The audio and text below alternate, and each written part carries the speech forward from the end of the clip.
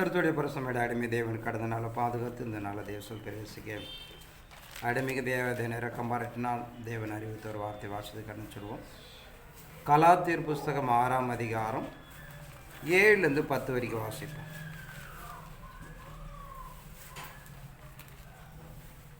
மோசம் போகாதிருங்கள். தேவன் தம்மை பரியாசம் பண்ண மாட்டார். மனுஷன் எதை விதைக்கிறானோ அதையே அறுப்பான்.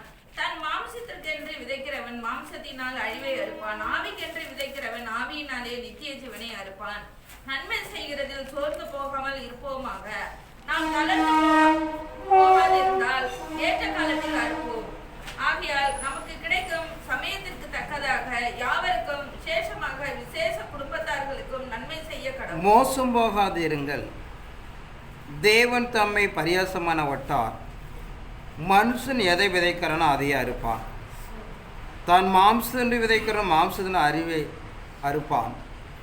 ஆவிக்கென்று விதைக்கிறவன் ஆவியினால் நித்திய ஜீவனை அறுப்பான். நன்மை செய்வதில் சோர்ந்து போகாமல் இருப்போமாக. நாம் தளர்ந்து போகாத இருந்தாலும் ஏற்ற காலத்திலே அறுப்போம். இறைமாருக்கு நமக்கு நடைமுறைப்படுத்துகிற பிரகாரம் மனிதன் எதை விதைக்கிறானோ அதையே அறுப்பான். அல்ல அங்கே கலாத்தியர் சபைக்கு எழுதுகிற பிரகாரம் இந்த பூமியில் வாழ்ந்து கொண்டு இருக்கிற ஒவ்வொரு மனிதனும் தான் வாழ்நாட்களில் நன்மை தீமை அறியத்தக்க நிலைகளை கடந்து வந்து அவன் மரணம் அடைகிற வரைக்கும் அவன் எதை செய்கிறானோ அதுவே அவனுக்கு அறுவடையாக நடைமுறைப்படுத்துகிறது. அருமிரட்சகரை இயேசுகிற சொல்லுவார், நீங்கள் எந்த அளவினால் அளக்கிறீர்களோ அந்த அளவு உங்களுக்கு திருப்பி அளந்து கொடுக்கப்படும். அதனால் வாழ்ந்து கொண்டு இருக்கிற இந்த மனித போராட்டத்துக்குள்ளாக இறைமாருக்கு நம்ம நடைமுறைப்படுத்துகிற பிரகாரம் நீங்கள் நன்மை தீமை அறியத்தக்க காலத்தில் கடந்து வந்து மரணம் அடைகிற நாள் வரைக்கும் நாம் செய்கிற ஒவ்வொரு நன்மைக்கு தீமைக்கும் நாம் கணக்கு ஒப்பிக்கப்பட வேண்டும் என்றும் யோவான் சொல்வார். பிரசங்களை நடைமுறைப்படுத்துவார்.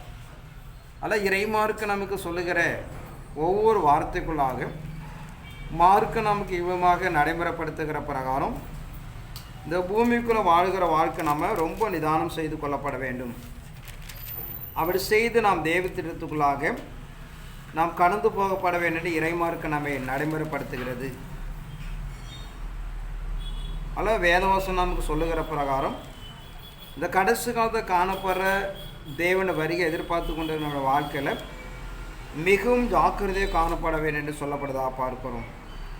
அதில் நாட்கள் நாம் இறைமார்க்கு நமக்கு நடைமுறைப்படுத்துகிற பிரசங்க 12ஆம் அதிகாரம் கடைசி 2 வசனத்தோட வாசிப்போம்.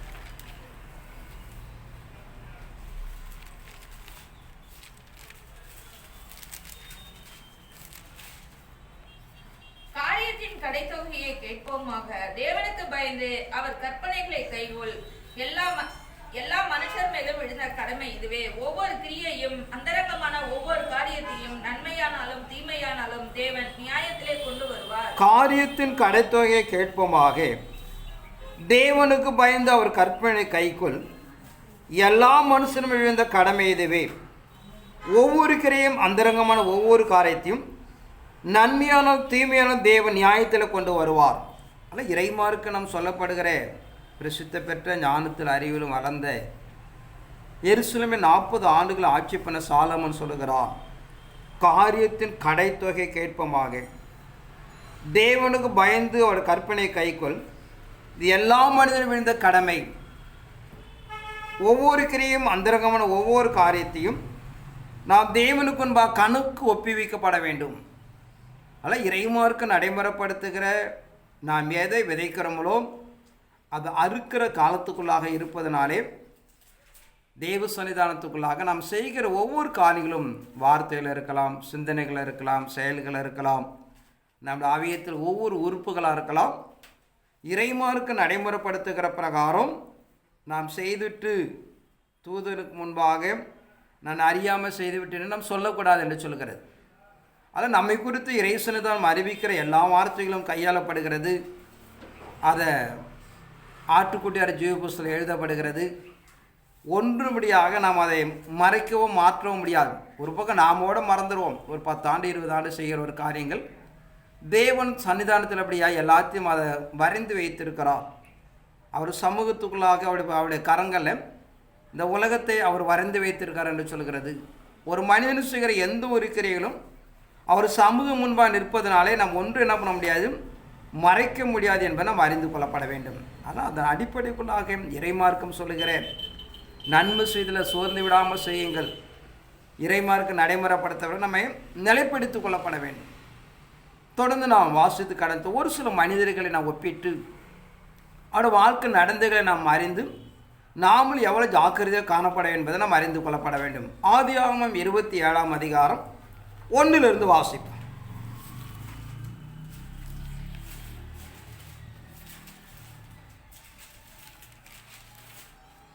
ஈசாக்கு முதிர் வயதானதினால் அவன் கண்கள் இருளடைந்து பார்வையற்று போன போது அவன் தன் மூத்த குமாரனாகிய ஏசாவை அழைத்து, என் மகனே என்றான். அவன், இதோ இருக்கிறேன் என்றான். அப்பொழுது அவன், நான் முதிர் வயதானேன், என் மரணம் இன்ன நாளில் என்று அறியேன். ஆகையால் நீ உன் ஆயுதங்களாகிய உன் அம்பார துணியையும் உன் வில்லையும் எடுத்துக்கொண்டு வனத்துக்கு போய் எனக்காக வேட்டையாடி அதை எனக்கு பிரியமாய் இருக்கிற ருசியுள்ள பதார்த்தங்களாக சமைத்து நான் புசிக்கவும் நான் மரணம் அடையும் முன்னே என் ஆத்துமா உன்னை ஆசீர்வதிக்கவும் என்னிடத்தில் கொண்டு வா என்றான்.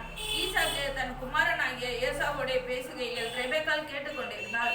ஏசா வேட்டையாடி கொண்டு வரும்படி வனத்துக்கு போனான். அப்பொழுது ரெபெக்காள் தன் குமாரனாகிய யாக்கோபை நோக்கி, உன் தகப்பன் சகோதரனாகிய ஏசாவை அழைத்து ஒரு சம்பவத்தை பார்க்கிறோம். ஈசாக்கு முதிர்வயதான பிறகு தான் மரணமடைய போது அறிந்து அவனுக்குள்ள தேவன் கொடுத்த ஆசீர்வாதத்தை தன் பிள்ளைகளுக்கு கொடுக்கப்பட வேண்டும் என்று அவன் ஆசைப்படுகிறான்.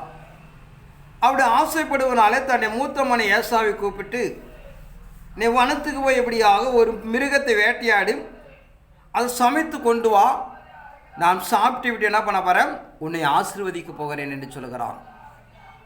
அதை தன்னுடைய மனைவி பார்த்து கொண்டிருக்கிறாள். தன் இளைய மகனை அழைத்து, யாக்கோபை போய் மந்தையில் ஒரு ஆட்டை பிடிச்சிட்டு வா, நான் சமைத்து கொடுக்கிறேன், அதை உன் தாப்பிடத்தில் கொண்டு போயிட்டு கொடுத்தபடியாக நீ ஒரு ஆசீர்வாதத்தை அடைந்து கொள், உன் தாப்பன் உன் அண்ணன் என்ன பண்ண போகிறாரு, ஆசீர்வதிக்க போகிறார் என்று சொல்கிறார். அவன் மறுக்கிறான். ரெபெக்காள் ஒத்துக்கொள்ளலை. நீ போய் சடுதியாக ஒரு ஆட்டை பிடித்து வேண்டி சொல்லி தாயுடைய வற்புறுத்ததுனால பார்த்தீங்கன்னா அவன் கடந்து போய் ஒரு ஆட்டை பிடித்து கொண்டு வந்து கொடுக்கிறான். அதை அவள் சமைத்து கொடுக்கிறாள். 7 வாசிப்போம். நான் புசித்து எனக்கு மரணம் வரும் முன்னே கர்த்தரை முன்னிட்டு உன்னை ஆசீர்வதிக்கும்படி நீ எனக்காக வேட்டையாடி அதை எனக்கு ருசியுள்ள பதார்த்தங்களாக சமைத்து கொண்டு வா என்று சொல்ல கேட்டேன். ஆகையால் என் மகனே, என் சொல்லை கேட்டு நான் உனக்கு கற்பித்தபடி செய். நீ ஆட்டு பந்தைக்கு போய் 2 நல்ல வெள்ளாட்டு குட்டிகளை கொண்டு வா. நான் அவைகளை உன் தகப்பனுக்கு பிரியமானபடி ருசியுள்ள பதார்த்தங்களாக சமைப்பேன். உன் தகப்பன் தாம் மரணமடையும் முன்னே உன்னை ஆசீர்வதிக்க முடியும், அவர் புசிப்பதற்கு நீ அதை அவரிடத்தில் கொண்டு போக வேண்டும் என்றால். அதற்கு யாக்கோபு தன் தாயாகிய ரெபெக்காளை நோக்கி, என் சகோதரனே ஏசா ரோமம் மிகுந்தவன், நான் ரோமம் இல்லாதவன். ஒருவேளை என் தகப்பன் என்னை தடவி பார்ப்பார், அப்பொழுது நான் அவருக்கு ஏத்தவனாய் காணப்பட்டு என் மேல் ஆசீர்வாதத்தை அல்ல சாபத்தை வரப்பண்ணி கொள்வானே என்றான். அதற்கு அவன் தாய், என் மகனே, உன்மேல் வரும் சாபம் என் மேல் வரட்டும், என் சொல்லை மாத்திரம் கேட்டு நீ போய் அவைகளை என்னிடத்தில் கொண்டு வா என்றார். அவன் பயப்படுகிறான், மறுக்கிறான். அதுக்கு சொல்லுகிறான், என் அண்ணன் ரோமம் உடையவன், ஒருவித தடையை பார்த்துட்டு என்னை அறிந்து என்னை சபிச்சுட்டு நான் என்ன செய்கிறது என்று கேட்கிறாள்.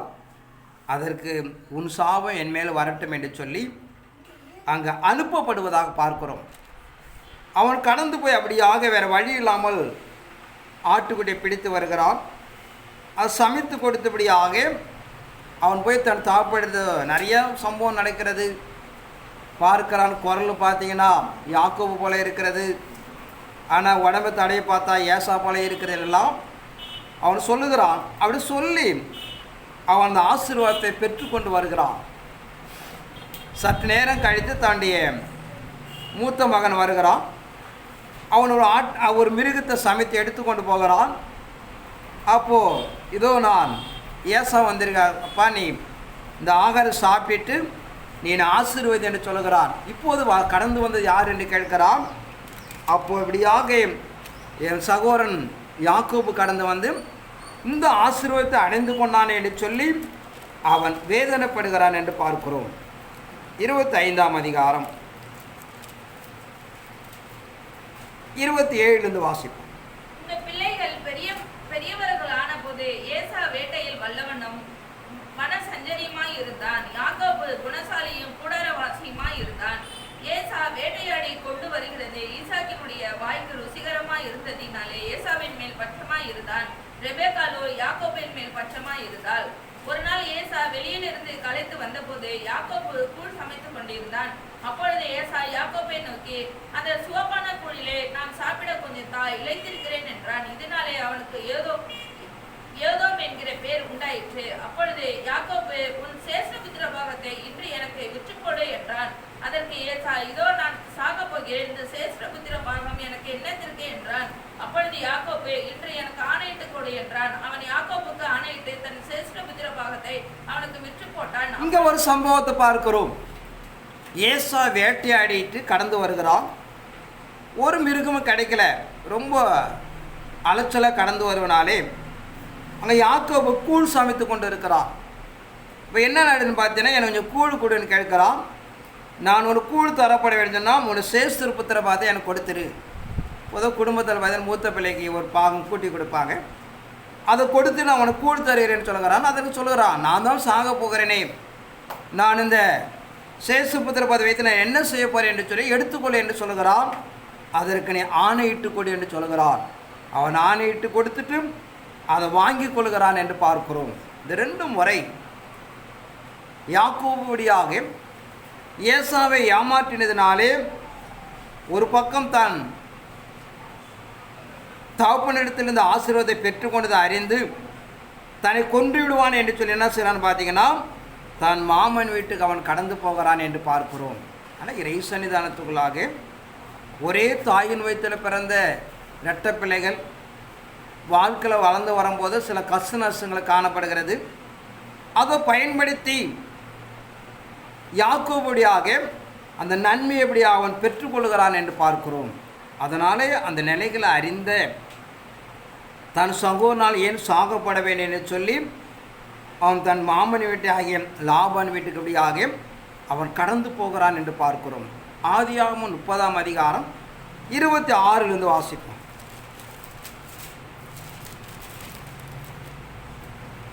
நான் உனக்கு ஊழியம் செய்து சம்பாதித்த என் மனைவிகளையும் என் பிள்ளைகளையும் எனக்கு தாரும். நான் போவேன், நான் உம்மிடத்தில் சேவித்த சேவகத்தை நீர் அறிந்திருக்கிறீர் என்றான். அப்பொழுது லாபன், உன் கண்களில் எனக்கு தயவு கிடைத்ததே, ஆனால் நீ இரு, உன் நிமித்தம் கர்த்தர் என்னை ஆசீர்வதித்தார் என்று குறிப்பினால் அறிந்தேன். உன் சம்பளம் என்னதென்று எனக்கு சொல், நான் அதை தருவேன் என்றான். அதற்கு அவன், நான் உம்மை சேவித்த விதமும் உம்முடைய மந்தை என்னிடத்தில் இருந்த விதமும் அறிந்திருக்கிறீர். நான் வரும் முன்னே உமக்கு இருந்தது கொஞ்சம், நான் வந்த பின் கர்த்தர் உம்மை ஆசீர்வதித்ததினால் அது மிகவும் பெருகி இருக்கிறது. இனி நான் என் குடும்பத்துக்கு சம்பாத்தியம் பண்ணுவது எப்பொழுது என்றான். அதற்கு அவன், நான் உனக்கு என்ன தர வேண்டும் என்றான். யாக்கோபு, நீர் எனக்கு ஒன்றும் தர வேண்டியதில்லை, நான் சொல்லுகிறபடி நீர் எனக்கு செய்தால் உம்முடைய மந்தையை திரும்ப மேய்த்து காப்பேன். நான் இன்றைக்கு போய் உம்முடைய மந்தைகளை எல்லாம் பார்வையிட்டு அவைகளில் புள்ளியும் வரியும் கற்பும் உள்ள செம்மறியாடுகளையும் வரியும் புள்ளியும் உள்ள வெள்ளாடுகளையும் பிரித்து விடுகிறேன். அப்படிப்பட்டவர்களை இனி எனக்கு சம்பளமா இருக்க இங்க ஒரு சம்பவத்தை பார்க்கிறோம். லாபான் யாக்கோபோட தேவன் இருக்கிற என்று அறிந்து யாக்கோபு செய்கிற எல்லா காரியத்தையும் பார்த்தீங்கன்னா தேவன் ஆசீர்வதிக்கிறார். அதன் அடிப்படைக்குள்ளாக அவனை ஏமாற்றி அவனுடைய எல்லா ஆடுகளும் எடுத்துக்கொள்ளுகிறான். அவன் சொல்லுகிறான், எனக்கு ஒரு குடும்பம் ஆயிடுச்சு, மனைவி பிள்ளைகள் இருக்கிறாங்க, இப்படியே என்னை ஏமாற்றி கொண்டிருந்தேன்னா என் பிள்ளைகளுக்கு நான் என்ன செய்வேன், அவள் என்ன பதில் கொடுப்பேன் என்று சொல்லுகிறார். அப்போ என்னான்னு பார்த்தீங்கன்னா, அந்த மந்தியில் போடுகிற ஒவ்வொரு ஆட்டுக்குட்டிக்கு அவன் சொல்லுவான், இப்போ இந்த டைமில் கருப்பு குட்டிலாம் போட்டால் நீ எடுத்துக்க அப்படின்னு தான் வெறும் கருப்பு குட்டியாக போடும். உடனே அவன் என்ன பண்ணுவான், கருப்பு குட்டி காப்பான், வேற குட்டி போடும். இப்படிப்பட்ட தேவன் அவன் செய்கிற எல்லா காரியங்களும் ஆசீர்வதிக்கிறார். 31ஆம் அதிகாரம் 4 வாசிக்கும்.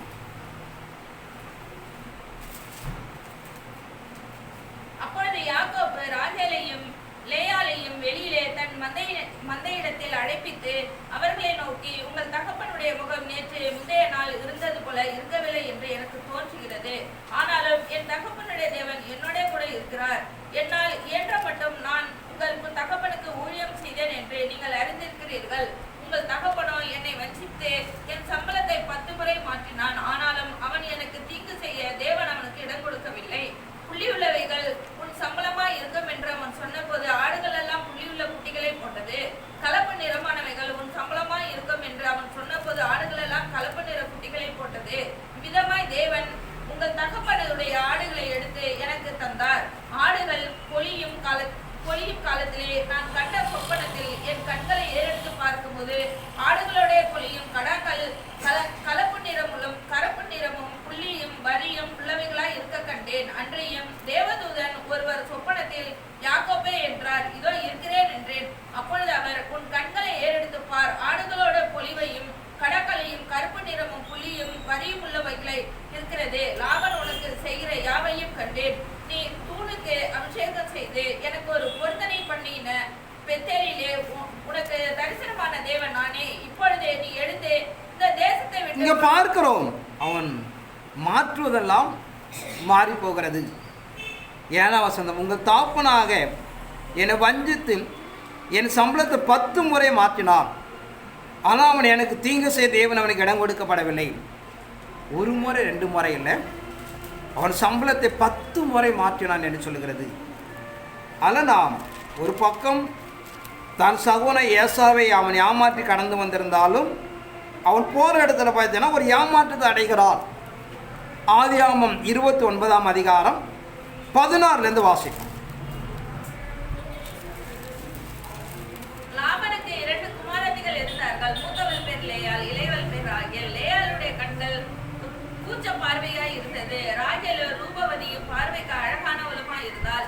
யாக்கோபு ராகேல் பேரில் பிரியப்பட்டு, உம்முடைய இளைய குமாரத்தியாகிய ராகேலுக்காக உம்மிடத்தில் 7 வருஷம் வேலை செய்கிறேன் என்றான். அதற்கு லாபன், நான் அவளை அந்நிய புருஷனுக்கு கொடுக்கிறதை பார்க்கிலும் அவளை உனக்கு கொடுக்கிறது உத்தமம், என்னிடத்தில் தரித்திரு என்றான். அந்தபடியே யாக்கோபு ராகேலுக்காக 7 வருஷம் வேலை செய்தான். அவள் பேரில் இருந்த பிரியத்தினாலே அந்த 7 வருஷங்கள் அவனுக்கு கொஞ்ச நாளாக தோன்றினது. இங்க ஒரு சம்பவத்தை பார்க்கிறோம். தன் மாமன் விட்டு கடந்து போகிறான். அவர் 2 குமாரத்திகள் இருக்கிறார்கள். இளைய குமாரத்தி நல்ல அழகுலோ சௌந்தரியங்களோ காணப்படுகிறார். அதற்கு யாக்கோபு பார்த்தீங்கன்னா அந்த பெண்ணை திருமணம் செய்து கொள்வதற்காக 7 ஆண்டு அவன் ஆடு மேய்க்கிறான். ஆனால் என்ன நடக்குதுன்னு பார்த்தீங்கன்னா, யூதோட திருமணம் ஒரு வித்தியாசமான, பழைய காலத்து நமக்கு அப்படி தான் இருந்துச்சு. ஒரு மணமகன் எப்போது பெண்ணை பார்ப்பான்னு பார்த்தீங்கன்னா திருமணத்தை அப்போ தான் பார்ப்பாங்க. அது வரைக்கும் அந்த பெண் யாருன்னே தெரியாது. பெற்றோர்கள், உறவினர்கள், வயது முதிர்ந்தவர் கடந்து போய் தான் இந்த மனிதனுக்கு இந்த பெண்ணை என்ன பண்ணுவாங்க, பார்த்து நிச்சயித்து கொண்டு வருவாங்க. இப்போலாம் தலைகீழ மாறிடுச்சு. அப்படிப்பட்ட அடிப்படைக்குள்ளாக அந்த திருமண நிகழ்ச்சி நடைமுறைப்படுத்தி குடும்ப வாழ்க்கைகள் கடந்து போகுதுன்னு பார்த்தீங்கன்னா, அவன் இளைய சகோதரி கொடுப்பதற்காக மூத்த சகோதரி கொடுத்துருவான்.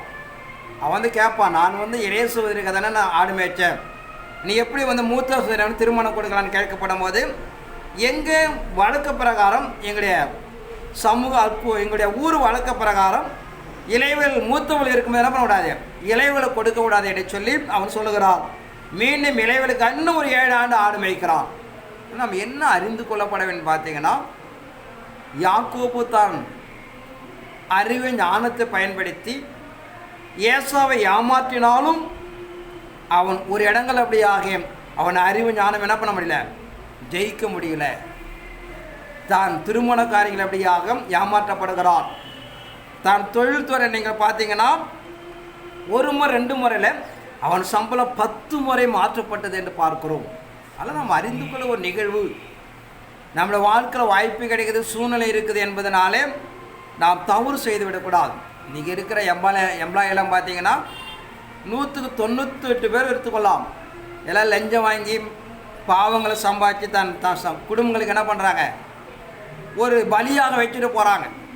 தன் பிள்ளைகள் எப்படியாவது சுமக்க போகிறது. ஆனால் இறைமார்க்கு நடைமுறைப்படுத்துகிற பிரகாரம் யாக்கோபு இப்படியாக 2 முறை ஏமாற்றினாலும், ஆனால் யாக்கோபுடைய வாழ்க்கைகளை பார்த்தீங்கன்னா பல முறை ஏமாற்றப்படுகிறான். ஆனால் இறை சமூகத்தை நாம் புரிந்து கொள்ளப்பட வேண்டும். நாம் மனித வாழ்க்கைக்குள்ளாக யாருக்கும் தீமை செய்வதை நிச்சயம் என்ன பண்ணக்கூடாது, நாம் உடன்படக்கூடாது. அப்படி தீமை செய்ய நிச்சயம் நம் தண்டனை உண்டாகும். ஆனால் இறை சமூகத்தில் மனித வாழ்க்கையில் நாம் எதை விதைக்கிறோமோ அதை தான் நாம் அறுக்கப்பட வேண்டும். தொடர்ந்து வாசிப்போம். லேவியராகமம் 20ஆம் அதிகாரம் 5ஆம் வசனத்தை வாசிப்போம்.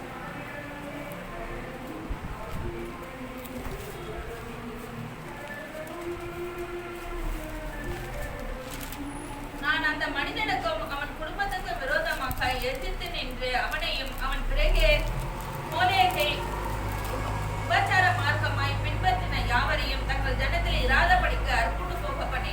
லேவியராகமம் 20:5 தான் இருக்கு. யாத்திராகமம் 20:5.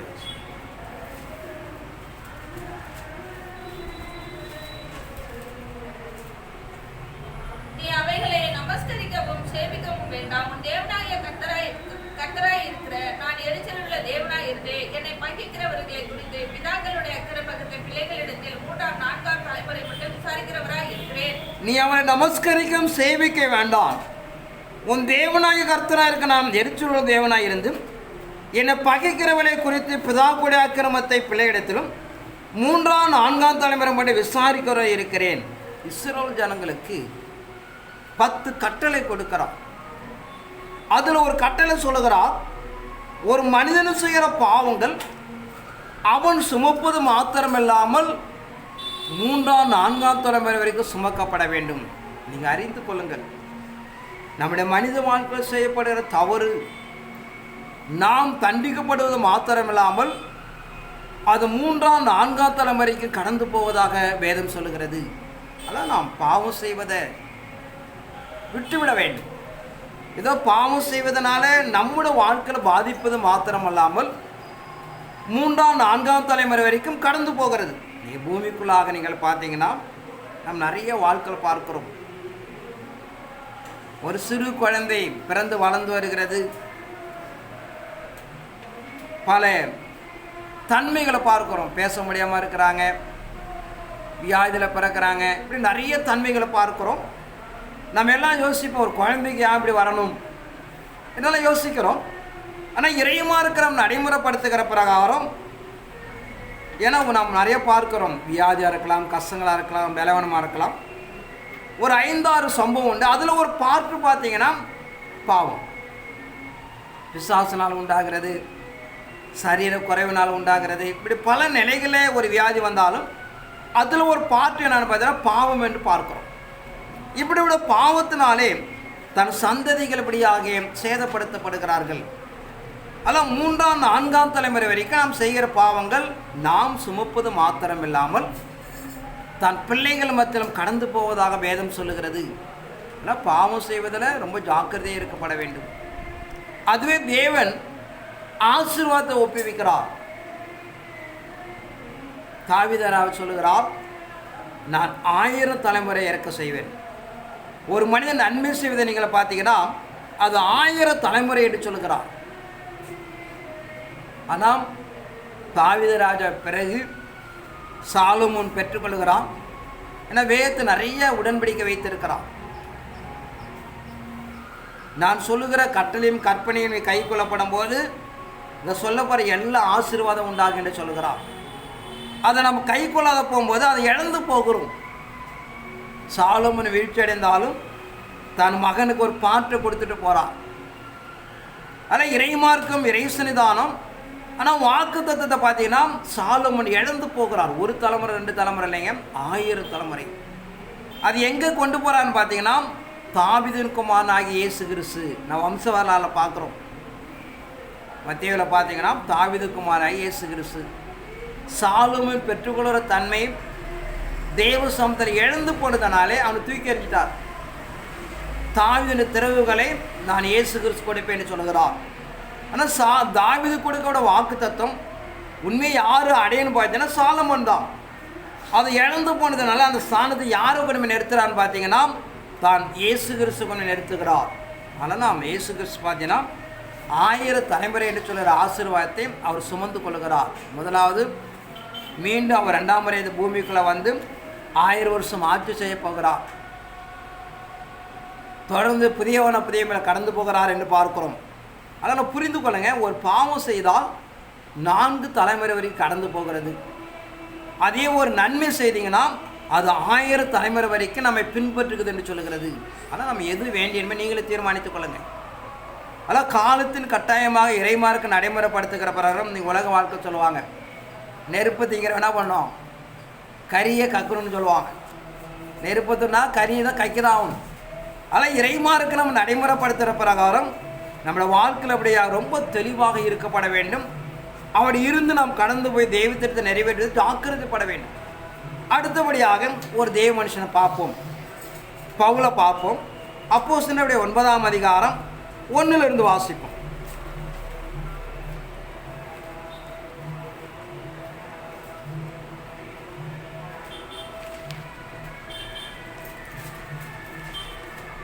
சவுல் என்பவன் இன்னும் கர்த்தருடைய சீஷரை பயமுறுத்தி கொலை செய்யும்படி சீரி பிரதான ஆசாரியருக்கு போய், இந்த மார்க்கத்தாராகிய புருஷரையாகிலும் ஸ்திரீகளையாகிலும் நான் கண்டுபிடித்தால் அவர்களை கட்டி எருசலேமுக்கு கொண்டு வரும்படி தமஸ்குவில் உள்ள ஜெப ஆலயங்களுக்கு நிருபங்களை கேட்டு வாங்கினான்.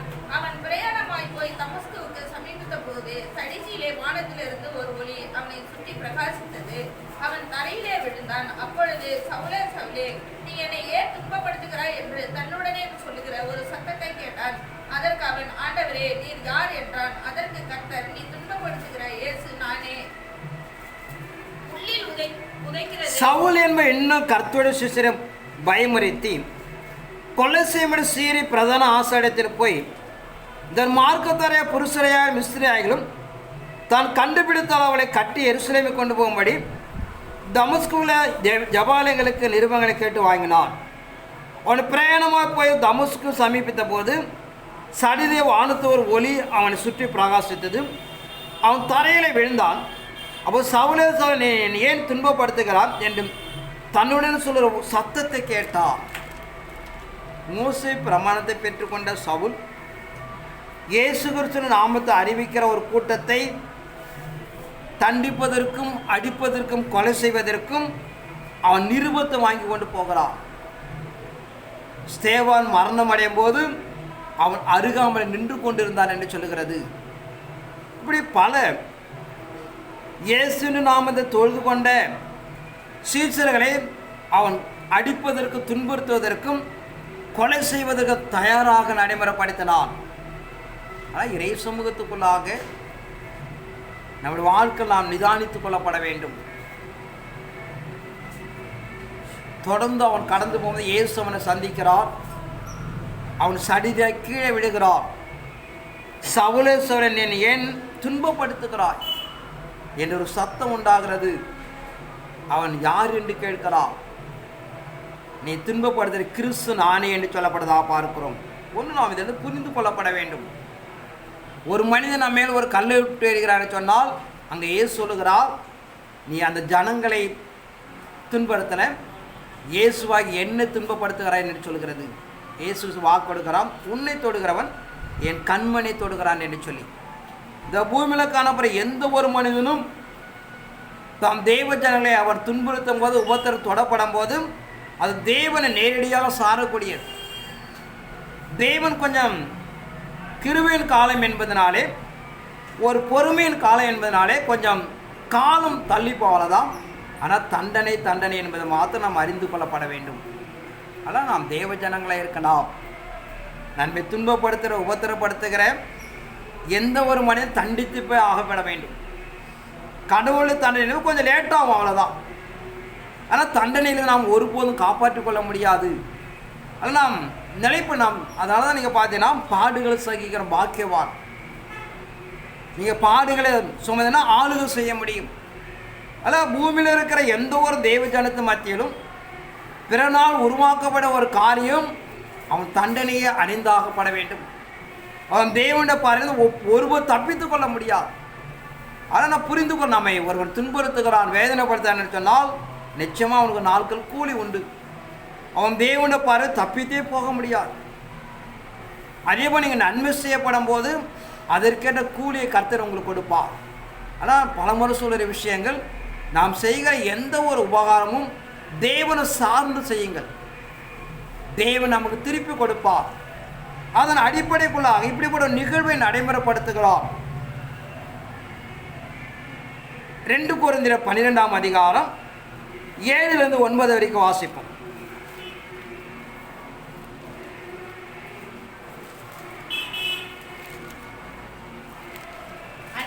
எனக்கு வெளிப்படுத்தப்பட்டவைகளுக்குரிய மேன்மை நிமித்தம் நான் என்னை உயர்த்தாதபடிக்கு என் மாம்சத்திலே ஒரு முள் கொடுக்கப்பட்டிருக்கிறது.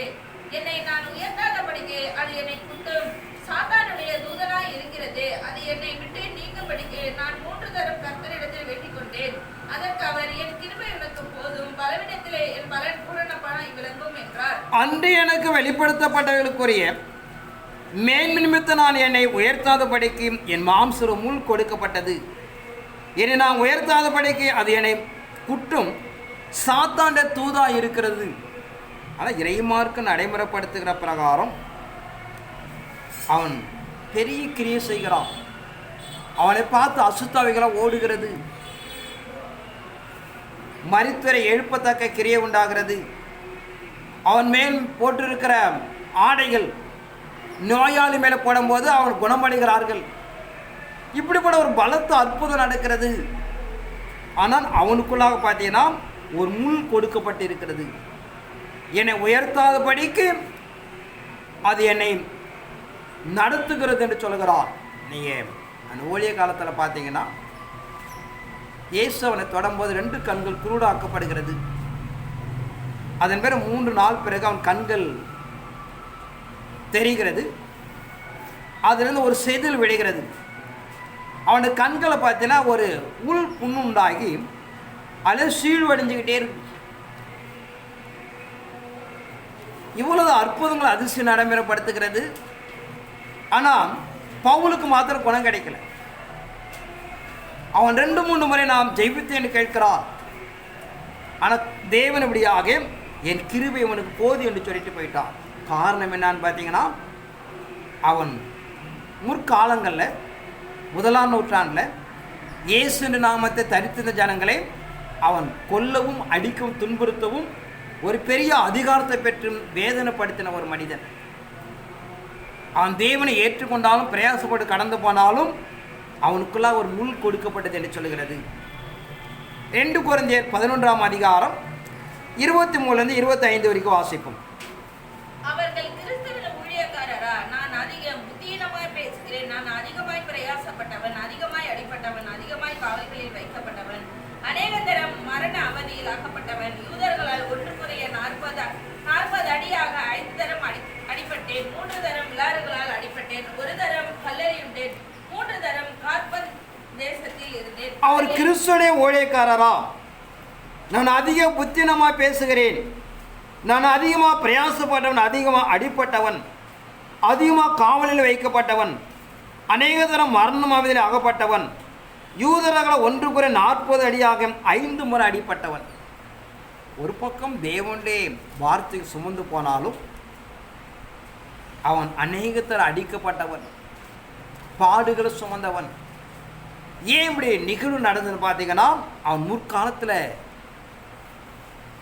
செய்த தேவனுக்கு விரோதமாக எழுப்பின ஒரு காரியங்கள், அதன் அடிப்படைகளாக அவன் தைரியமாக கடந்து சுமந்தாலும் இறைமார்க்கு நடைமுறைப்படுத்துகிற பிரகாரம் அதற்கு பின்புலனாக நடைமுறைப்படுத்தப்படுகிறது. ஆனால் தேவ சன்னிதானத்துக்குள்ளாக இறைமார்க்கு நாம் நடைமுறைப்படுத்துகிற பிரகாரம் நாம் ஆவிக்கிற ஓட்டத்தில் உலக வாழ்க்கையில் அப்படியாக ரொம்பவும் நிதானமாக கடந்து போகப்பட வேண்டும். ஜாக்கிரதை நாம் இருக்கப்பட வேண்டும். தேவனுடைய மனம் மாறக்கூடியவர் அல்ல. நாம் செய்கிற ஒவ்வொரு கிரியைகளும் பிரிதுபலம் அடைந்து ஆகப்பட வேண்டும். அது நன்மையானால் சரி, தீமையானாலும் சரி. நீங்கள் நன்மை செய்தால் 1000 தலைமுறை இறக்க செய்ய என்று சொல்லுகிறார். வாழ்க்கை நாம் நிதானித்துக் கொள்ளப்பட வேண்டும். தீமை செய்தனா 3ஆம் 4ஆம் தலைமுறைக்கு உங்களை பின்பற்றுது என்று சொல்லுகிறார். தன் சந்ததிக்கு சாபத்தை உண்டாக்கிடக்கூடாது.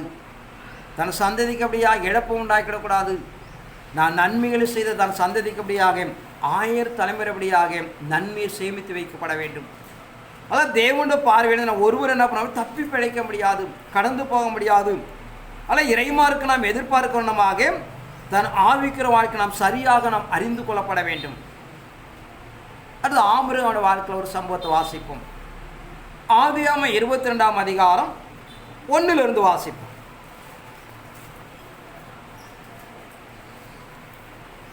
இந்த காரியங்கள் நடந்த பின்பு தேவன் ஆபிரகாமை சோதித்தார். எப்படி எனில், அவர் அவனை நோக்கி, ஆபிரகாமே என்றார். அவன், இதோ அடியேன் என்றான். அப்பொழுது அவர், உன் புத்திரனும் உன் ஏகசுதனும் உன் நேசகுமாரனுமாகிய ஈசாக்கை நீ இப்பொழுது அழைத்துக் கொண்டு போ. மோரியா தேசத்துக்கு போய் அங்கே நான் உனக்கு குறிக்கும் மலைகள் ஒன்றின் மேல் அவனை தகன பலியாக பலியிடு என்றார். ஆபிரகாம் அதிகாலையில் இருந்து தன் கழுதையின் மேல் சேணம் கட்டி தன் வேலைக்காரரில் 2 பேரையும் தன் குமாரன் ஈசாக்கையும் கூட்டிக் கொண்டு தகன பலிக்கு கட்டைகளையும் பிளந்து கொண்டு தேவன் தனக்கு குறித்த இடத்திற்கு புறப்பட்டு போனான். 3ஆம் நாளில் ஆபிரகாம் தன் கண்களை ஏறெடுத்து பார்த்து தூரத்திலே அந்த இடத்தை கண்டான். அப்பொழுது ஆபிரகாம் தன் வேலைக்காரரை நோக்கி, நீங்கள் கழுதையை நிறுத்தி இங்கே காத்திருங்கள், நானும் பிள்ளையாண்டானம் அவ்விடப்பட்டு போய் தொழுது கொண்டு உங்களிடத்தில் திரும்பி வருவோம் என்றான். இந்த காரியங்கள் நடந்த பின்பு தேவன் ஆபிரகாமை சோதித்தார். எப்படி அவனை நோக்கி, ஆபிரகாமே என்றார். அவன், இதோ அடியேன் என்றான். அப்போ அவன் புத்திரனும் ஏகசுதனும் நேசகுமாரனாகிய ஈசாக்கனை இப்போது அழைத்து கொண்டு மோரியா தேசத்துக்கு போய் அங்கே நான் குறித்திருக்கிற மலையிலே அவனை பலியிடு என்று சொல்லுகிறார். ரொம்ப கவலை உண்டாயிடுச்சு. 25 ஆண்டுகள் பிரகாரம் ஒரு குழந்தையை கொடுக்கிறார். அவன் வளர்ந்து அவனை சோதிக்கிற காலம் 12 வயது. அவன் தேவன் என்ன சொன்னால், உன் ஏகசுதன் ஏகபுத்திரன் என்று காணாமல் நான் குறிக்கப்பட்ட மலையில் கொண்டு போய் ஒரு மகனை வெட்டி பலியிடு என்று சொல்லுகிறார். தேவன வார்த்தை கீழ்ப்படிய வேண்டும் என்பதனாலே கூட 2 பேரை அழைத்து, வேலையாட்களை அழைத்து கொண்டு ஒரு மிருகத்து மேலபடியாக விறகுகளை ஏற்றி தன் மகனை அழைத்து போகிறான். 3 நாட்கள் பிரயாணம் செய்கிறார்கள். கண்டிப்பாக அவன் கேட்டிருப்பான், எங்கப்பா போகிறோம், இதெல்லாம் தேவன் பலியிட சொல்லியிருக்கிறாரு, அதில் விறகுகளை சுமந்து போகிறோம், இந்த தேவன் காண்பித்த மலையில் போயிட்டு நம்ம பலியிடப்பட இப்போ கேட்டுருவான். மிருகலாம் எங்கே இருக்குது ஏதோ சொல்லியிருப்பான். என்ன நடந்து 3 நாள் ஒரே இடம் இருக்கும். அங்கே கடந்து போய் நடைமுறைப்படுத்துகிறான். 8 வாசிப்பாங்க. அதற்கு ஆபிரகாம், என் மகனே, தேவன் தமக்கு தகன பலிக்கான ஆட்டுக்குட்டியை பார்த்துக் கொள்வார் என்றான். அப்புறம் இருவரும் கூடி போய் தேவன் அவனுக்கு சொல்லியிருந்த இடத்துக்கு வந்தார்கள். அங்கே ஆபிரகாம் ஒரு பலிபீடத்தை உண்டாக்கி கட்டைகளை அடுக்கி தன் குமாரனாகிய ஈசாக்கை கட்டி அந்த பலிபீடத்தில் அடுக்கிய கட்டைகளின் மேல் அவனை கிடத்தினான். பின்பு ஆபிரகாம் தன் குமாரனை வெட்டுப்படுக்கி தன் கையை நீட்டி கத்தியை எடுத்தான். அப்பொழுது கர்த்தருடைய தூதனானவர் வானத்தில் இருந்து, ஆபிரகாமே, ஆபிரகாமே என்று கூப்பிட்டார். இங்க பார்க்கிறோம், 3 நாள் பிரயாணம் பண்ணுகிறார்கள். தூரத்தில் தெரிகிற இந்த மலை தன் வேலையாளுக்களை அங்கே நிறுத்திட்டான். 2 பேர் மட்டும் போகிறாங்க. ஏன்னா வேலையை அழைச்சி போனால் தடுத்துருவாங்க, ஒத்துக்க மாட்டாங்க. அப்போ போயிட்டு விறகுகளெல்லாம் அடிக்கிட்டாங்க.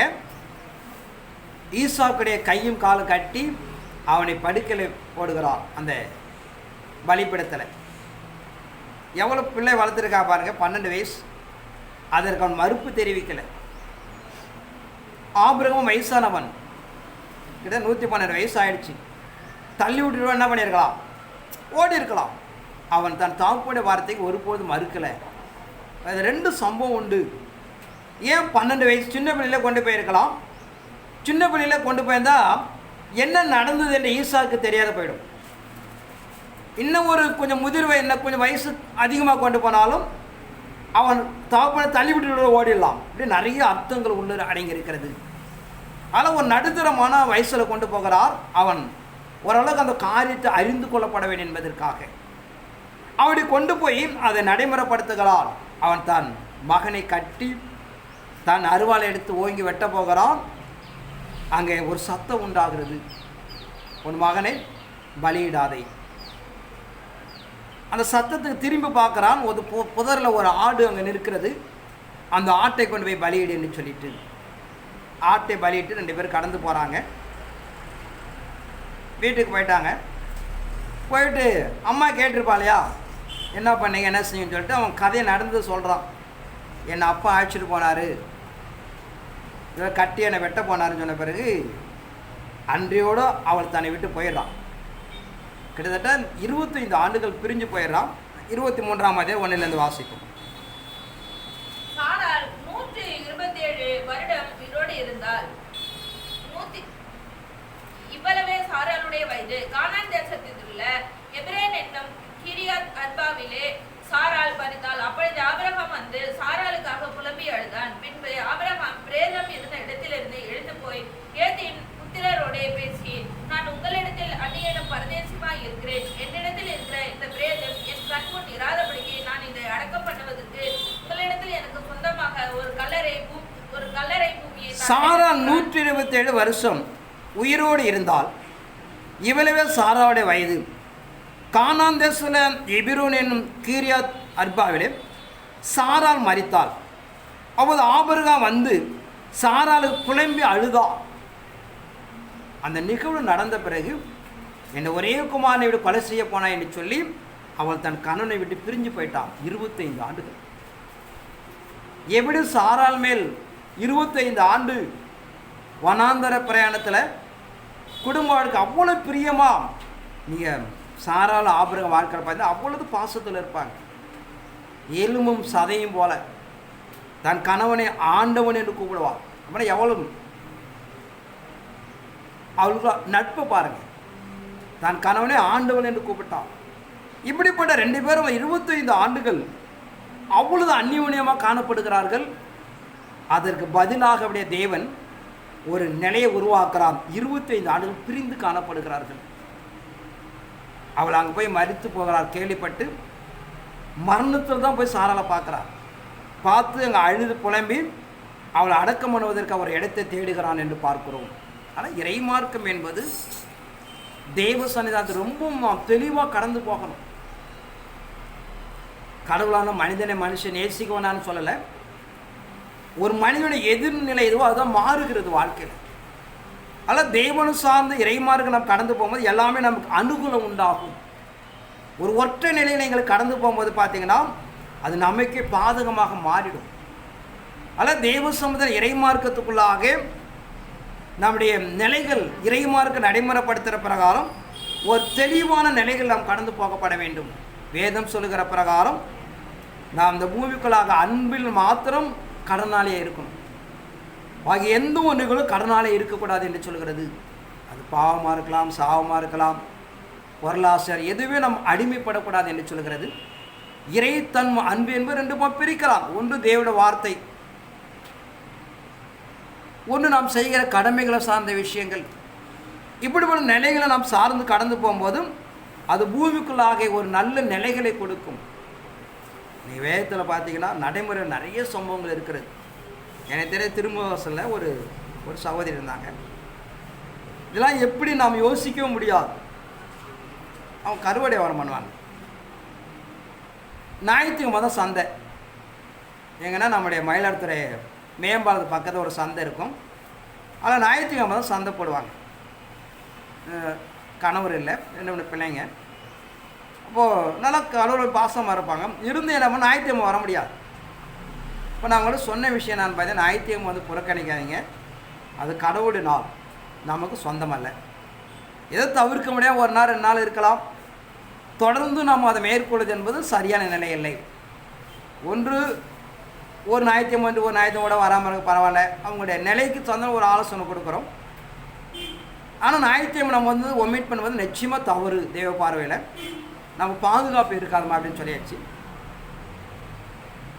தொடர்ந்து அவர்கள் அதை தான் நடைமுறைப்படுத்துகிறாங்க. நான் இன்னும் ஒரு ஐடியாவோட சொன்னோம், மொத்தமாக யார்கிட்டாவது விற்றுட்டு விட இன்னும் கொஞ்சம் லாபம் கிடைச்சா விட பரவாயில்ல, ஞாயிற்றுக்கிழமை போக முயற்சி பண்ணுங்கள்.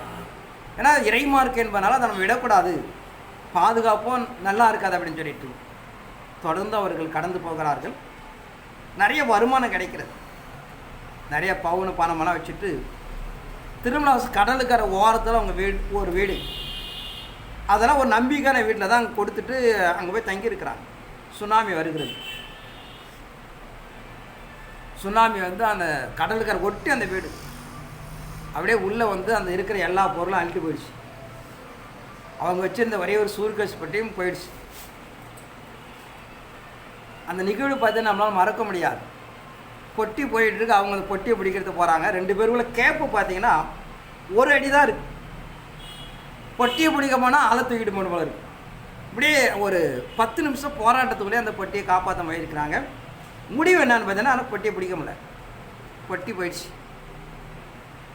ஒரு 2 நாள் கழிச்சு தேடுறாங்க, எங்கே ஏதோ ஒரு பாதம் ஒதுங்கி இருக்கும் அப்படின்னு சொல்லிட்டு பக்கத்தில் அந்த கூலியார் சைடில் போயிட்டு ஒதுங்கி கிடக்குது. பொட்டியில் ஒன்றில் எவனை உடச்சி எடுத்துட்டு போயிட்டா எல்லாத்தையும்.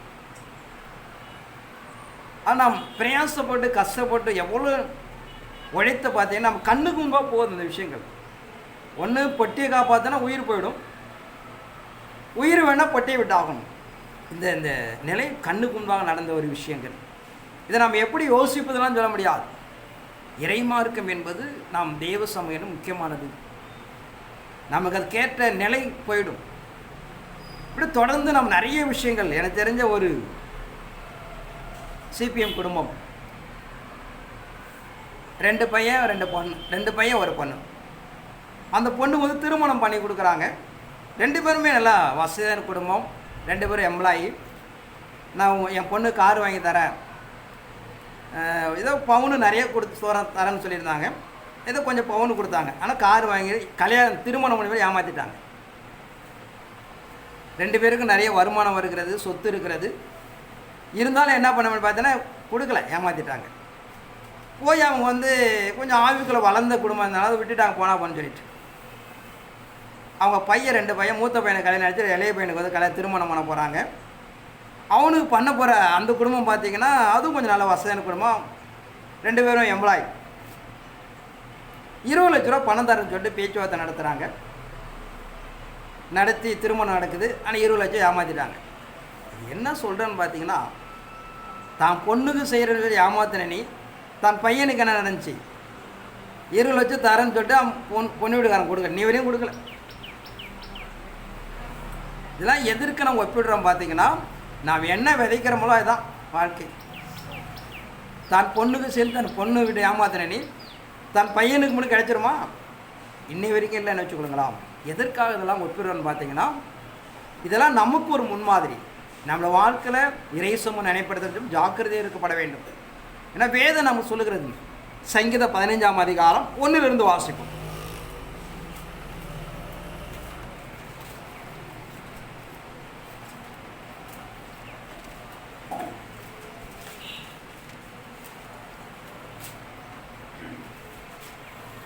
கர்த்தாவே, யார் உம்முடைய கூடாரத்தில் தங்குவான்? யார் உம்முடைய பரிசுத்த பர்வதத்தில் வாசம் பண்ணுவான்?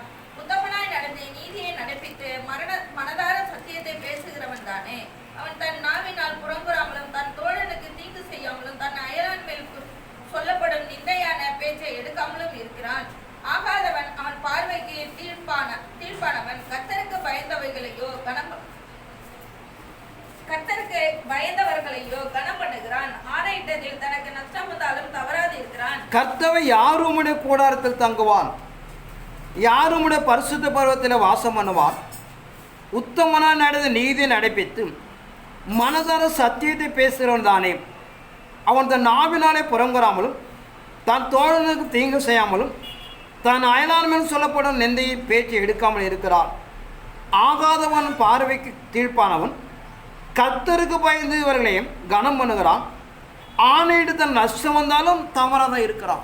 ஆனால் இறைமாருக்கு நம்ம நடைமுறைப்படுத்துகிற பிரகாரம் நாம் எதிர்பார்க்க ஒரு பெரிய கூடாரம், தேவ சமுத்திர வாசம் என்பதை எதிர்பார்த்து கொண்டிருக்கிறோம். இப்படிப்பட்ட நிலைகளுக்குள்ளாக நாம் எல்லாத்திலும் வார்த்தையில் சிந்தனையில் எல்லாம் ஜாக்கிரதையை கையாளப்பட வேண்டும். ஏதோ நம்ம மற்றவங்க பெருமை பாராட்டிக்குள்ள பொய் சொல்லிடக்கூடாது. திருமணம் வச்சுருப்பாங்க, பெருமைக்காக தரன்னு சொல்லி கடைசி இல்லைன்னு சொல்லக்கூடாது. இப்படிப்பட்ட நிகழ்வுக்குள்ள நாம் எல்லா நிலைகளும் பார்த்தா ரொம்ப ஜாக்கிரதையாக கையாளப்பட வேண்டும்.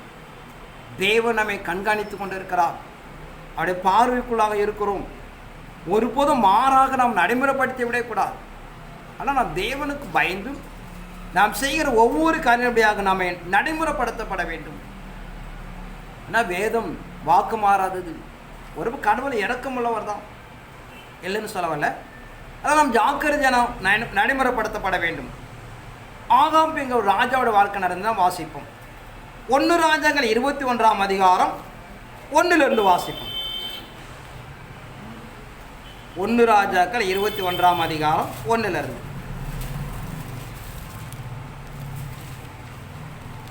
இவைகளுக்கு பின்பு இஸ்ரேலனாகிய நாபோத்துக்கு இஸ்ரேலிலே சமாரியாவின் ராஜாவாகிய ஆகாபின் அரண்மனை அண்டையில் ஒரு திராட்சை தோட்டம் இருந்தது. ஆகாப் நாபோத்தோட பேசி, உன் திராட்சை தோட்டம் என் வீட்டிற்கு அடுத்திருக்கிறபடியால் அதை கீரை கொள்ளையாக்கும்படி எனக்கு கொடு. அதை பார்க்கிற நல்ல திராட்சை தோட்டத்தை அதற்கு பதிலாக உனக்கு தருவேன், அல்லது உனக்கு வேண்டுமானால் அதன் விலையக்கரமான பணத்தை தருவேன் என்றார்.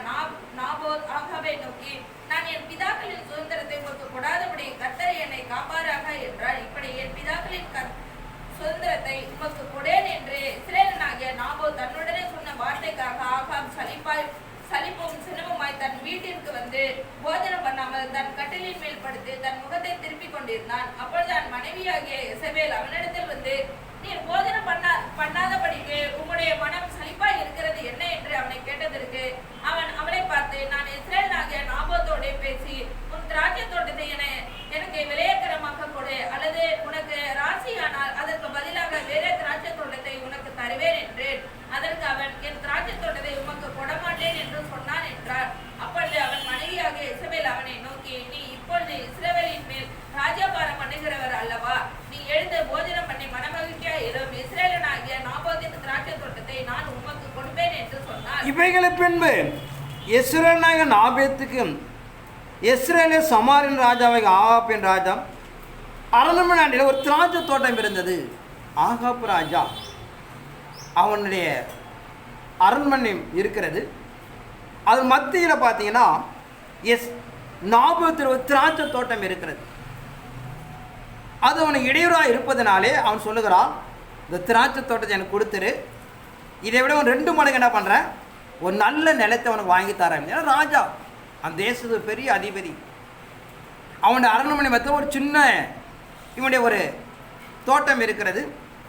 அது அவனை இடையூறாக காணப்படுறதுனால உனக்கு நல்ல தோட்டத்தை தரேன், 2 மடங்கு எத்தனை மடங்கு என்ன பண்ணுறேன் உனக்கு செய்கிறேன் என்று சொல்லுகிறான். அவன் சொல்லுகிறான், இது என் மூதாதைய சொத்து, இதை என்ன முடியாது, என்னால் கொடுக்க முடியாதுன்னு மறுக்கிறான். அவன் ராஜாவை இருப்பதனாலே அவன் என்ன செய்ய தெரியாமல் அவன் மனக்கசம் வந்து இருக்கிறான். தன் மனைவி பார்க்க முகத்தை பார்த்தோன்னே பார்க்கிறான். ஏன் சோகமாக இருக்க ராஜான்னு சொல்லி என்னன்னு கேட்கிறான். இதே போல் நாபோத்திட்ட கேட்டேன், இந்த தோட்டத்தை கொடுக்க மாட்டான். அதற்கு அவள் சொல்லுவாள், நீ இப்போ என்ன பண்ண, சாப்பிட்டு இளைப்பாரு, நான் பார்த்துக்கிறேன்னு சொல்லி. 7லேருந்து வாசிப்பு. அப்பொழுது அவன் மனைவியாகிய எசபேல் அவனை நோக்கி, நீ இப்பொழுது இஸ்ரவேலின் ராஜ்யபாரம் பண்ணுகிறவர் அல்லவா? நீர் எழுந்து போஜனம் பண்ணி மனமகிழ்ச்சியா இரும். இஸ்ரேலனாகிய நாபோத்தின் திராட்சை தோட்டத்தை நான் உமக்கு கொடுப்பேன் என்று சொன்னார். அவள் ஆகாபின் பெயரால் நிருபங்களை எழுதி அவன் முத்திரையை அவைகளுக்கு போட்டு அந்த நிருபங்களை நாபோத் இருக்கும் பட்டணத்தில் அவனோட குடியிருக்கிற மூப்பரிடத்துக்கும் பெரியோரிடத்துக்கும் அனுப்பினாள். அந்த நிருபங்களில் அவள் எழுதினது என்னவென்றால், நீங்கள் உபவாசம் என்று பிரசித்தப்படுத்தி நாபோத்தை ஜனத்தின் முன் நிறுத்தி தேவனையும் ராஜாவையும் தூஷித்தா என்று அவன் மேல் சாட்சி சொல்லுகிற பேலியாளின் மக்களாகிய 2 பேரை அவனுக்கு எதிராக நிறுத்தி அவனை வெளியே கொண்டு போய் அவன் சாகுபடிக்கு அவனை கல்லெறியுங்கள் என்று எழுதினார். தன் மனைவி ஒரு நிருபத்தை எழுதுறான். அங்கிருந்து மூப்பர்கிட்ட அனுப்பி ஒரு உபவாசத்தை நியமிங்க, அங்கே நாபோத்து வருவான், 2 பொய் சாட்சியை உருவாக்கி தேவனுக்கு ராஜாவுக்கு இப்படியாக துரோகம் செய்தான் என்று சொல்லி அவனை கல்லிருந்து கொல்லுங்கள் என்று அவள் ஒரு நிருபத்தை எழுதுகிறாள். அதன்படி அவனை குற்றவாளியாக்கி முச்சந்திரை நெரித்தி அங்கே போகிறவரெல்லாம் கல்லால் அடித்து அவன் கொலை செய்யப்படுகிறான். 15லேருந்து வாசிப்போம். நாபோத் கல்லெறியுண்டே செத்ததை இசபேல் கேட்டபோது ஆகாபை நோக்கி, நீ எழுந்திருந்து இஸ்ரவேலனாகிய நாபோத் உமக்கு வெளியேக்கரமாய் கொடுக்க மாட்டேன் என்று சொன்ன திராட்சை தோட்டத்தை சொந்தமாய் எடுத்துக்கொள்ளும். நாபோத் உயிரோடு இல்லை, அவன் செத்து போனான் என்றார். நாபோத் செத்து போனதை ஆகாப் கேட்டபோது அவன் இஸ்ரவேலனாகிய நாபோத்தின் திராட்சை தோட்டத்தை சொந்தமாய் எடுத்துக்கொள்ளும்படி எழுந்து போனான். கர்த்தருடைய வார்த்தை கிறிஸ்பியனாகிய எலியாவுக்கு உண்டாயிற்று. அவர், நீ எழுந்து சமாரியாவில் இருக்கிற இஸ்ரவேலின் ராஜாவாகிய ஆகாபை சந்திக்கும்படி போ. இதோ அவன் நாபோத்தின் திராட்சை தோட்டத்தை சொந்தமாய் எடுத்துக்கொள்ள அங்கே போயிருக்கிறான். நீ அவனை பார்த்து, நீ கொலை செய்ததும் எடுத்துக்கொண்டதும் இல்லையோ என்று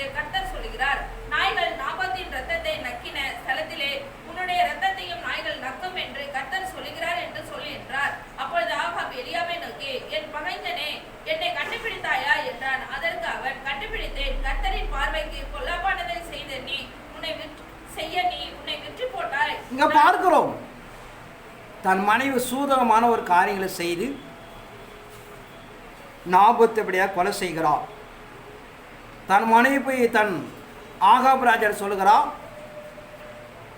நாபோத்து இறந்து போய்விட்டான், அவன் திராட்சத்தோடு எடுத்துக்கொள்ள அப்படின்னு சொல்லிட்டு அது திராட்சத்தை எடுத்துக்கொள்வதை பார்ப்பதற்காக போகிறான். அங்கு தீர்க்கதரிசியாக எலியா மூலமாக தேவன் அறிவித்து இப்படி நடந்தது என்று போய் சொல்லு என்று சொல்லி, நீ நாபோத்துடைய கொன்று அவன் இரத்த பழியை சுமந்தாய், அவனுடைய சரீரத்தின் இரத்தங்களை நாய்கள் நக்கினது. அது தேவன் சொல்லுகிறார், அவனுக்காவது மனைவிற்கு தொடர்ந்து பிள்ளைகள் இருக்கிறார்கள். ஆபாவ ராஜா பார்த்து சொல்லுகிறார், நீ நாபோத்துடைய இரத்தத்துக்காக உன் குடும்பம் உன் பிள்ளைகள் ஒரு நீர்விடர் ஒரு நாய் முதற்கொண்டு இருக்காது, எல்லாம் செத்து போகும் என்று சொல்லுகிறார். ஆனால் இறை சன்னிதானத்துக்குள்ளாக மனிதன் முன்பாக மறைத்து விடலாம், தேவன் முன்பாக ஒரு குற்றங்கள் நம்மளால் என்ன பண்ண முடியாது, மறைக்கவே முடியாது. தேவனுடைய கண்கள் பூமி எங்கும் உலாவிக்கொண்டு இருக்கிறது. நாம் செய்கிற ஒவ்வொரு காரியங்களும் ஆட்டுக்குன ஜீவ புஸ்தகம் எழுதப்பட்டிருக்கிறது. அல்ல, நாம் தேவனும் சார்ந்து வாழ கற்றுக்கொள்ளப்பட வேண்டும். ஏதோ மனிதனுக்கு தெரியாது ஏமாற்றி விடலாம், மனிதன் பார்த்து கொண்டு இருக்கிறான் நாம் எண்ணினோம்னா நாமளே நம்மை ஏமாற்றி கொண்டு இருக்கிறோம். பூமியை நடைமுறைப்படுத்த அத்தனை காரியங்களும் தேவனுடைய பார்வைக்குள்ளாக கடந்து போகிறது. அவருடைய கைகளெல்லாம் உலகத்தை வரைந்து வைத்திருக்கிறார். ஆனால் தேவ சமூகத்துக்குள்ளாக நாம் இறைவனும் முன்வைக்கப்பட வேண்டும். சூழ்நிலையும் காரணங்களும் நிர்பந்தங்களை இங்கே முன்வைத்தீங்கன்னா நாம் நிச்சயமாக ஏமாற்றப்படுவோம். ஆனால் தேவனை முன்னிறுத்தி நாம் கடந்து போய் நடு ஆவிக்கிற வாழ்க்கையும் ஒரு உன்னதமான வாழ்க்கையை நாம் தேவ சமூகம் நிலைநிறுத்தி கொள்ளப்பட வேண்டும். நீங்கள் சூழ்நிலை காரணங்களை நிலைப்படுத்தினீங்கன்னா நாம் நிச்சயமாக தேவ சமூகம் சிக்கிக்கொள்வோம். ஆனால் இறைமாருக்கு நாம் எதிர்ப்பு நிறைய விஷயங்கள் சொல்லிக்கொண்டே இருக்கலாம். எலியாவோட வாழ்க்கை பிற எலிசா கடந்து வருகிறார். தான் உத்தமமாக தன் எஜமான பின்பற்றி கடந்து போகிறார். எலியாவோட இரட்டிப்பான ஆசீர்வாதத்தை எலிசா அடைந்து கொள்கிறார்.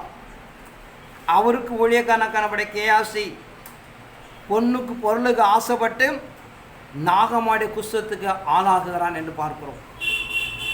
ஆனால் இறை சமூகம் என்பது மிகவும் நேர்த்தியானது. அப்படி பார்வையில் இந்த உலகம் வைக்கப்பட்டிருக்கிறது. நம்ம ஒரு சூழ்நிலை நமக்கு தெரியலாமா தவிர தேவனோட அனுகிரகம் எல்லாம் ஒன்று இந்த பூமியில் நாம் நகர்த்த முடியாது. ஒரு பக்கம் மனிதனுடைய வஞ்சகத்தான் சூதகத்தில் இருக்கலாம், சாத்தானிக்கிற என்ன ஒரு நிகழ்வு கடந்து வந்தாலும் தேவனோட பார்வையிலிருந்து மாற்ற முடியாது. அவருடைய பார்வைக்குள்ளே தான் உலகம் என்பதை நாம் அறிந்து கொள்ளப்பட வேண்டும். ஆனால் இறைமாருக்கு நம்ம நடைமுறைப்படுத்துகிற ஏதோ நாம் ஏழையாக இருக்கிறோம், உலகம் வஞ்சித்து விழா அப்படிலாம் கிடையாது. நாபேத் ஒரு சின்ன ஒரு ஏழை மனிதன், அந்த தேசத்தை ஆண்டு கொண்டிருக்கிற ராஜா எழும்புகிறான். ஆனால் கடவுளை பார்வை என்பதை அவன் மறந்து விடுகிறான். கடவுளை பார்வையில் ராஜா ஒன்று தான், குடிமகன் ஒன்று தான். இதை ராஜா கொலை செஞ்சுட்டாங்கனால கடவுளை அவனை மன்னிக்கலை. நீயோ நாபேத்துடைய ரத்தங்கள் சிந்தப்பட்டது, உன் குடும்பம் முழுவதும் அழிக்கப்படும் என்று கடவுள் அங்கே வாக்கு கொடுக்கிறார் என்று பார்க்கிறோம். ஆனால் இறை சமூகத்துக்குள்ளாக நாம் நிதானித்து கொள்ளப்பட வேண்டும். நாம் எல்லாரும் கடவுளுடைய பார்வைக்குள்ளாக இருக்கிறோம். இறைமார்க்கம் எதிர்பார்க்கிறவனமாக மனுஷன் எதை விதைக்கிறானோ அதை அறுத்து ஆகப்பட வேண்டும்.